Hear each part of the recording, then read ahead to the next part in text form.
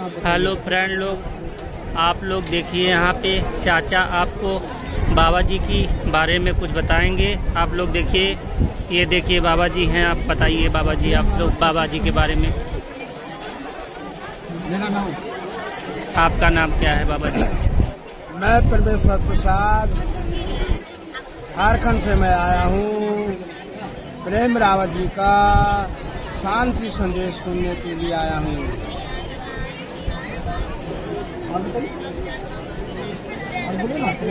क्या है? प्रेम रावत जी विश्व का शांति संदेश वक्ता है। सारे विश्व में इनकी शांति संदेश सुनने के लिए सारे देश में, सारे विश्व में ललायित रहते हैं।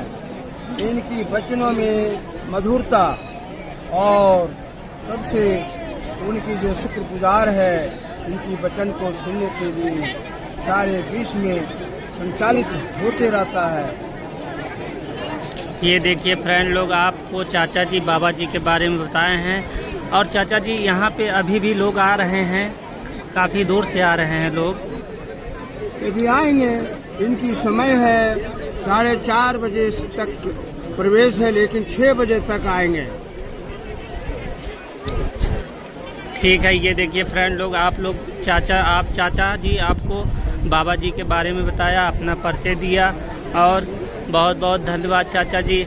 आप ये देखिए यहाँ पे व्यवस्था अभी भी जारी है, और ये देखिए सब लोग बैठे हुए हैं फ्रेंड लोग। और मेरा नाम विकास यम हम सफ़र है, मेरा चैनल है, और आप लोग सब्सक्राइब करिए और लाइक करिए। ये देखिए चाचा जी बहुत दूर से आए हैं, आपको अभी ये बाबा जी के बारे में बताए हैं। और भी कुछ बताना चाहते हैं चाचा जी आप? और मैं ज़्यादा क्या बताएंगे, आप तो प्रेजेंट देख ही रहे हैं जी। इनकी प्रोग्राम में कितनी बड़ी संख्या का भीड़ आई हुई है। जी। ये खुद महसूस कर रहे हैं आप, लगता है जैसे गंगा का धारा बह रहा है। जी, ये देखिए चाचा जी अभी भी बातें बता रहे हैं बाबा जी के बारे में। और ये देखिए अभी भी लोग आ रहे हैं फ्रेंड लोग। ये देखिए अभी प्रोग्राम आधे घंटे में स्टार्ट हो जाएगा। ये देखिए पूरी पब्लिक जुटी हुई है। ये देखिए ये पूरा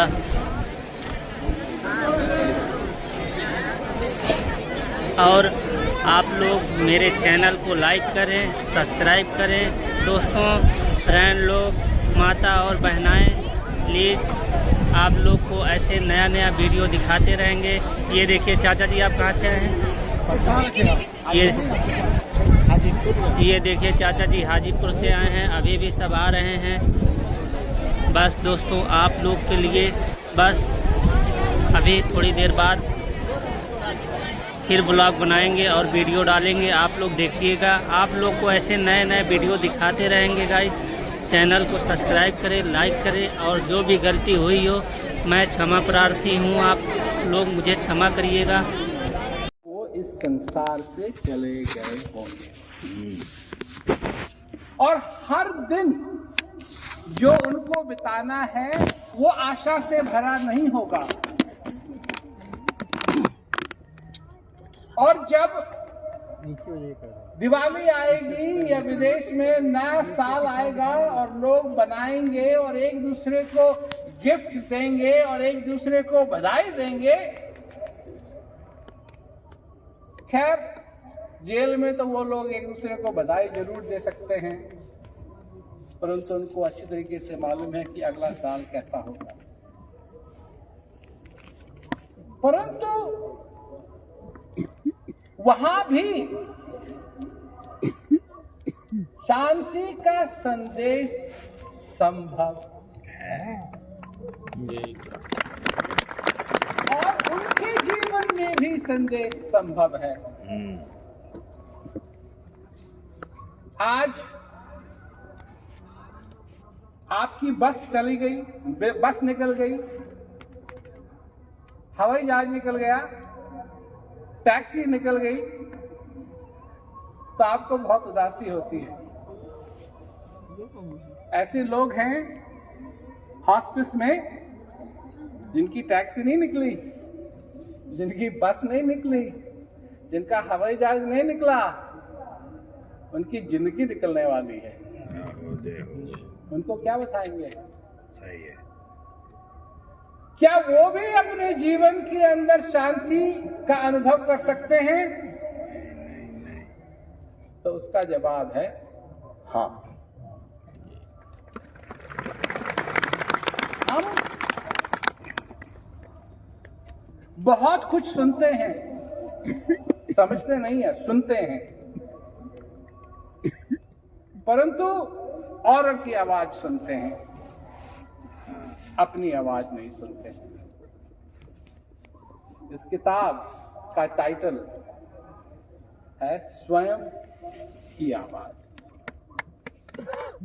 इस संसार में, इस शोर भरी इस दुनिया में शांति कैसे पाएं, ये इसका टाइटल है। ये जो छोटा सा है सफेद में, ये वो है। और स्वयं की आवाज, शांति आपके अंदर है। अब मैं इस किताब में से तीसरा अध्याय आपको पढ़ के सुनाऊंगा, और यह है अध्याय तीसरा, अनंत शांति में अपने आप को जोड़ें। बचपन में जब मैं देहरादून में रहता था, तो सर्दी शुरू होने से पहले के कुछ दिन बड़े जादुई होते थे। तब आसमान खूब गहरा नीला होता था और हिमालय की हवा बहुत साफ होती थी। हर सुबह घास और पौधों पर ओस की बूंदों की चमक होती थी और सूरज की पहली किरण हवा में मौजूद पानी को रोशन कर देती थी, जिससे ओस की बूंदें हीरों की तरह चमकने लगती थी। वो ओस की बूंद बहुत ही नन्ही सी होती थी, पर वो छोटे से सूरज की तरह चमकती थी। जैसे ही सूरज हवा में गर्मी पैदा करता था, ओस की बूंदें अपने पीछे ताजगी भरे सवेरे का दृश्य छोड़कर सूख जाती थी। आकाश बिल्कुल स्वच्छ हो जाता था। आप आसमान में जैसे अनंत तक स्पष्ट देख सकते हैं, ऐसा महसूस होता था मानो इन दिनों समय रुक जाता था। धीरे धीरे दोपहर में लहराते बादल मानो चांदी के किनारे के साथ निकल आते थे। मेरे घर के सामने वाले बगीचे में मैग्नोलिया के 2 पेड़ थे। मैं प्रातः उन पेड़ों के नीचे बैठता था। हमारी दीवार पे स्वीट पी के बेल थी, जिसमें हर एक बेल पर प्यारा छोटा सा फूल रहता था और उसकी खुशबू इतनी प्यारी और सुगंधित होती थी मानो लैवेंडर। वहाँ के फूल भी थे जिन्हें हम ड्रैगन फ्लावर्स कहते हैं और लोग उन्हें स्नैप ड्रैगन के नाम से जानते हैं। और हम उनके सिर को दबाते थे तो ऐसा लगता था मानो वो अपना मुंह कभी खोल रहे हैं या बंद कर रहे हों और हमारी ओर देखकर चुपचाप भौंक रहे हों। मुझे वहाँ बैठना बहुत अच्छा लगता था। एक दिन मैं इस इच्छा के साथ बाहर बगीचे में आया कि मैं उस पल की यादों को हमेशा के लिए पकड़ कर रख लूं। मुझे याद है कि मेरा हृदय उस दिन के लिए पूरी तरह से खुला हुआ था और मैं वहाँ घूमता हुआ हर चीज जो वहाँ उग रही थी उसे देखकर खुश हो रहा था। कुछ देर बाद मैं एक मैग्नोलिया के पेड़ के नीचे बैठ गया और बादल बादलों और फूलों को देखने लगा। उस समय मेरे अंदर एक प्रबल भावना उत्पन्न हुई कि जिस भी शक्ति ने मुझे बनाया उसी ने इन मैग्नोनिया की पेड़ों की को भी बनाया। उस महकते फूल और बगीचे में उस ओस की बूंदें डाली, सूरज की दीक्षित से दीक्षित तक के लिए गया और उन घने बादलों को नीले आकाश में तैरने के लिए बनाया। उस क्षण वो शक्ति जिसने मुझे बनाया, चाहे वो पुरुष हो या नारी या जो भी हो, उसने बहुत संवेदना के साथ कहा, बस अनुभव करो। यह एक सुंदर भाव था। उस उत्तम क्षण के लिए बस महसूस करो। उसके बाद से मैंने मैग्नोलिया पेड़ के नीचे मैं मैग्नोलिया पेड़ के नीचे बैठ जाता था और उस एक आसास में जा सकता था जहाँ मेरी कोई चाहत नहीं, कोई ख्वाहिश नहीं, अंदर से कुछ करने की जरूरत नहीं, बस वहाँ होना ही अच्छा लगने लगा। तब से एक आवाज मुझसे कहती आई है, ये दिन तुम्हारे लिए है। और इसका मतलब है कि उस दिन वहाँ उस बगीचे में जहाँ मैंने महसूस किया था, आज के दिन भी जिसमें मैं जीवित हूँ, उस भावना का मैं वैसा ही महसूस कर सकता हूँ। भावना में बने रहें। मेरा वह एहसास नहीं बदला, ये सचमुच नहीं बदला, पर मैं जानता हूँ कि कई बार उस अनुभव के ऊपर मैं कई चीज़ों की परख लगा देता हूँ। आप शायद जानते हैं कि मैं क्या कह रहा हूँ।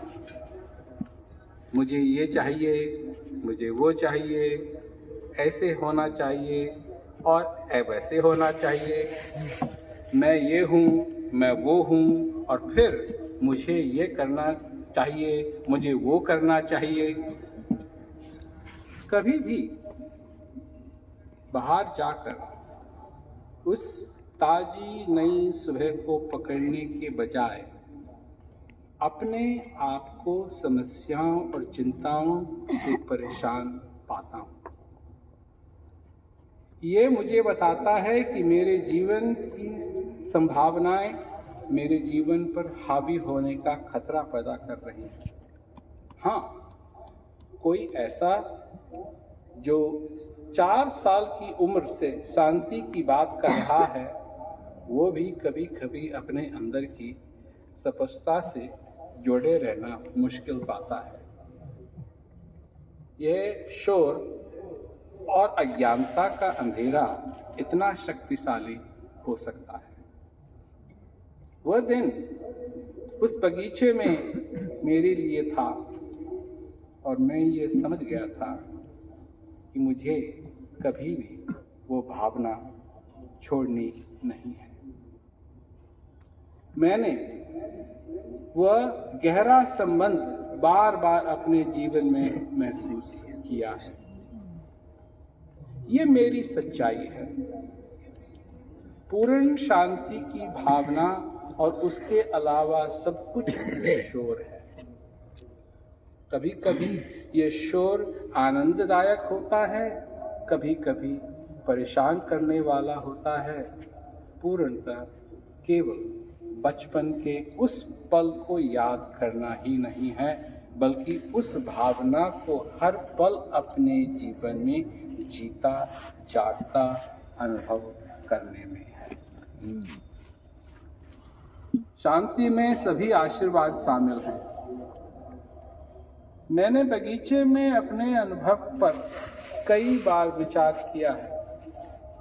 मैंने ये जाना है कि हमारे अंदर जो शांति है वो किसी अन्य चीज के बारे में नहीं है, वो शांति है।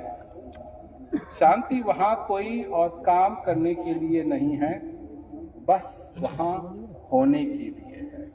शांति अपने मकसद और अपने महत्व के लिए किसी बाहरी चीज पर निर्भर नहीं करती है, वो बस सरल रूप से वहाँ है। ये कुछ ऐसा है जो सिर्फ आपके लिए है, ये किसी और के बारे में, किसी और चीज पर या किसी और व्यक्ति पर निर्भर नहीं है। जैसे कि मैं अपने बचपन में उस पेड़ के नीचे बैठा हुआ उस एहसास में रहा, वही शांति है। मैं वही अनुभव है जिसे तब जुड़ना चाहता है, और ये वही है जिससे मैं हमेशा अपने जीवन में जानना चाहता हूँ। वो शांति का अनुभव मेरे सबसे गहरा एहसास है, पर शांति का अनुभव मुझसे या आपसे ज्यादा किसी और चीज का भी हिस्सा है। मेरे चले जाने के बाद, आपके चले जाने के बाद भी शांति की संभावना हमेशा जीवित रहेगी। ब्रह्मांड के हर एक कण में हमेशा ये अनंत है। जब हम महसूस करते हैं तब हम उस अनंत शांति से जुड़े हुए हैं। सभी अच्छी भावनाएं जो अतिरिक्त शांति से प्रभावित होती हैं, वह अपने आप में भी पूर्ण हैं।